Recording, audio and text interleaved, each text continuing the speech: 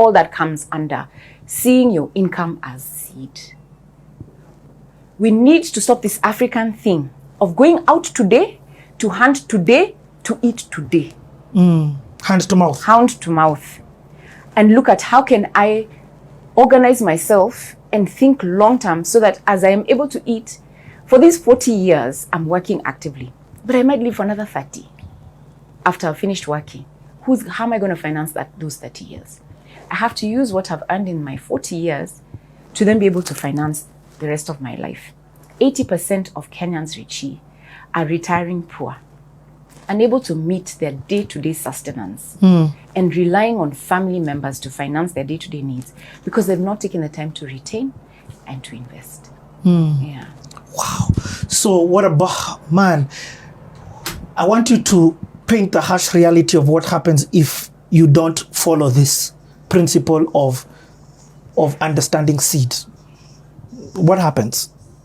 Well, if I don't use the principle, then I'll eat my seed and then I'll have nothing to plant. Is that a huge problem that you have seen as somebody who works in this industry? Is that where debt comes in? Absolutely. You're in debt. By the way, this power of compounding interest. Yeah, I'm sure you've heard of time value of money. You miss out on that magic. Oh. Right? Because I'm not putting my money. So let me just give you an example. If I decide I'm going to eat my seed, so I have to keep working, because if I don't work, then I don't eat. Right?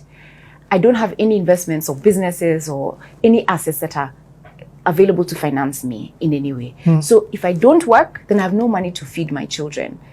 If I don't go to that mjengo, in the evening, I have no food. It's like that. Yes. So we need to move from that cycle, is what I'm saying. Yep.